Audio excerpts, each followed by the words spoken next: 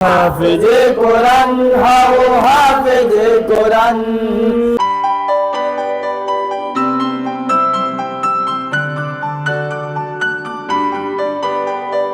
আজকে আমার এই হিফজ সবক সম্পন্ন করার পিছনে আমার পিতামাতার অশেষ দোয়া এবং রহমত রয়েছে, তাদের দোয়া করেছে।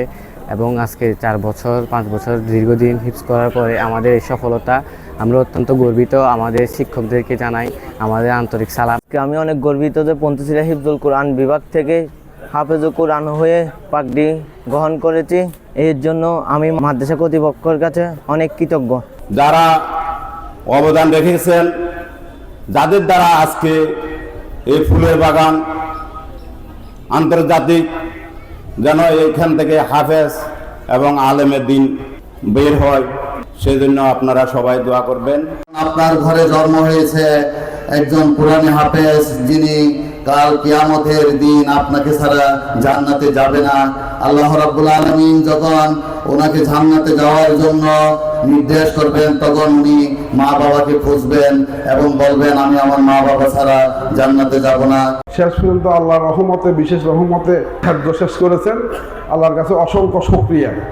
28 জন হাফেজের উদ্দেশ্যে আমি বলবো, যারা শেষ করেছেন মৃত্যুর আগ পর্যন্ত ধরে রাখতে পারেন না। আমি এবং শহীদ ভাই সহ মিলিয়ে তখন আমাদের স্টুডেন্ট ছিল 50 জন 2021 সালে। তো আলহামদুলিল্লাহ আমরা অনেক চ্যালেঞ্জ গ্রহণ করেছিলাম, অনেক ত্যাগ তিতিক্ষার মাধ্যমে আজকে এই পরিবেশ। আলহামদুলিল্লাহ 40 জন থেকে আমরা এখন 150 জন স্টুডেন্ট আছে আমাদের প্রতিষ্ঠানে।